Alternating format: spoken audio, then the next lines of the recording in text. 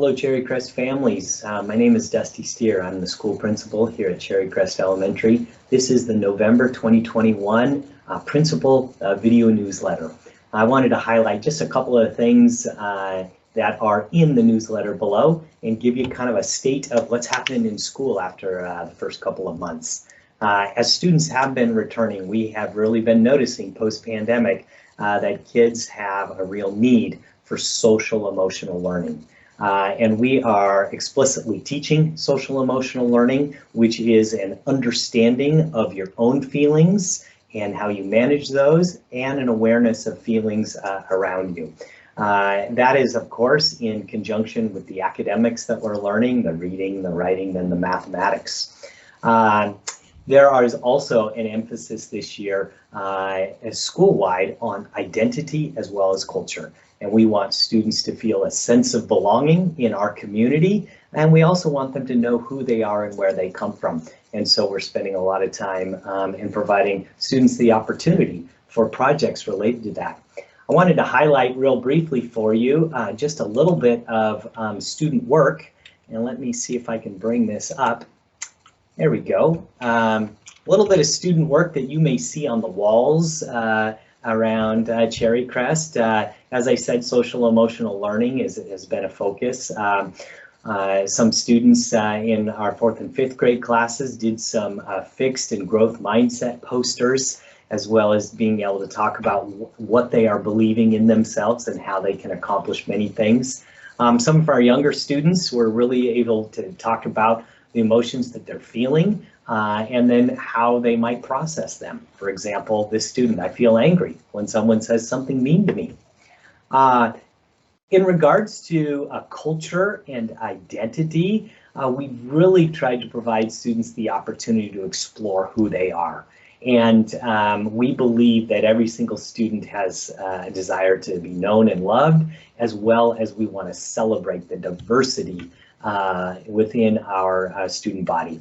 So you can see some examples of student identity projects that are hanging up on walls around the school. I really appreciate some of these ones.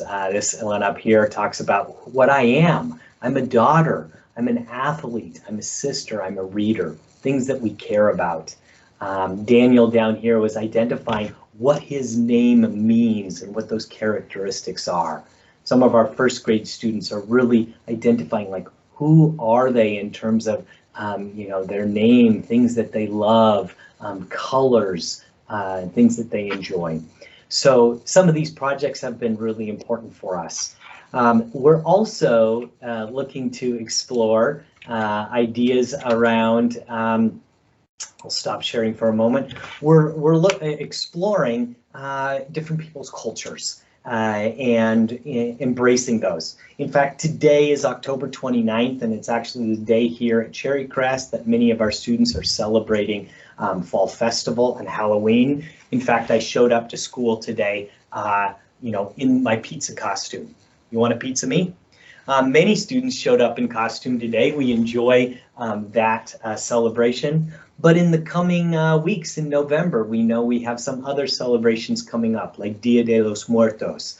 And of course, Diwali is coming up next week as well.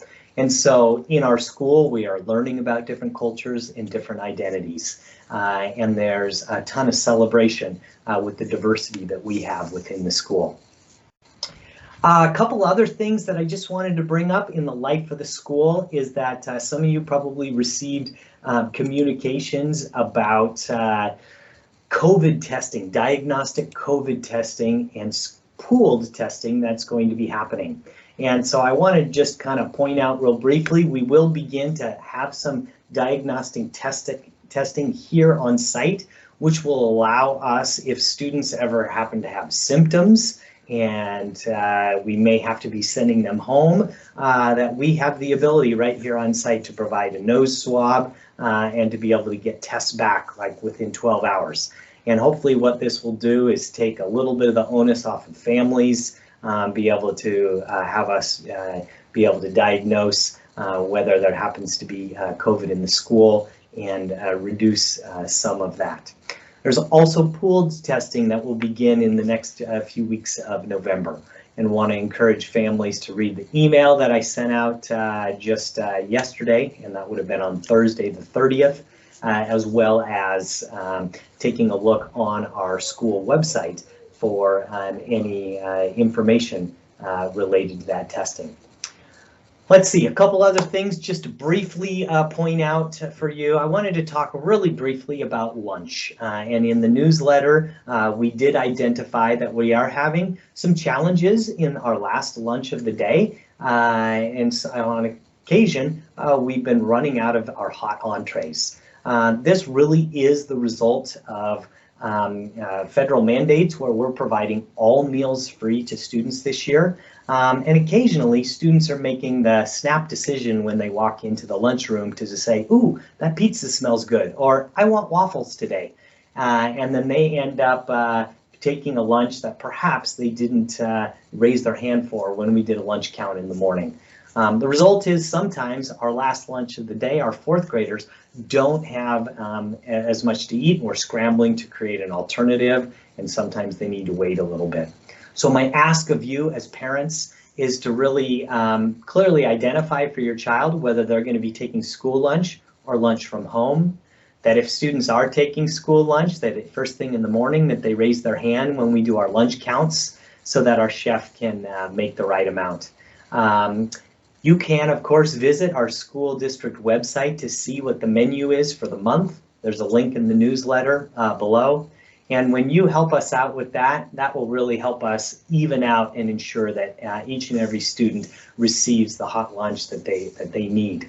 I want to give a big thank you to parents that have been volunteering at school, in particular at lunchtime. And there is a little shout out down there thanking all of you in the newsletter. There's also opportunity for you to sign up if you'd like to come and be a part of lunchroom.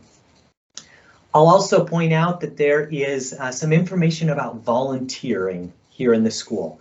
As we come post-pandemic and we're back in school, we do have volunteers that are able to be on site and on campus, and both in classrooms as well as in field trips and just around the school, like at lunch.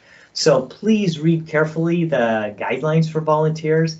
In particular, every volunteer does need to have a background check, and that is something that's completed on the Bellevue School District website under the Get Involved and Volunteers section. And you complete the background check. It's relatively simple. Submit your driver's license information and identification. We make sure that you're not a felon. And then once that background check is completed, it's good for 3 years. So if you happen to be a new kindergarten or first grade family, or perhaps new to our school district, want to encourage families to do that so that you're ready to come volunteer at any time. Then when you come to school, always check in at the main office. We want to welcome you here. We also have a lobby guard system where you're going to put in your name and contact information, and you'll get a sticky note name tag. And that will allow us to identify you when you are on campus that, yes, you should be here. Of course, on campus, we ask families, please be wearing your face masks, and we will also be checking vaccination status in the lobby guard system. So we are looking to ramp up and increase the amount of volunteers that we have. Last but not least in this video message, I want to talk about our fall fundraiser. The readathon, a beloved tradition here at Cherry Crest, is ramping up here right before the Thanksgiving holiday.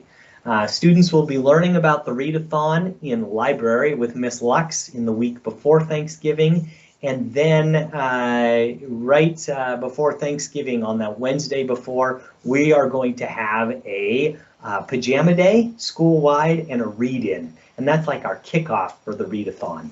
And then students will be reading over the Thanksgiving holiday, and families will have the opportunity to make pledges for pages read or to make donations to the Cherry Crest PTSA.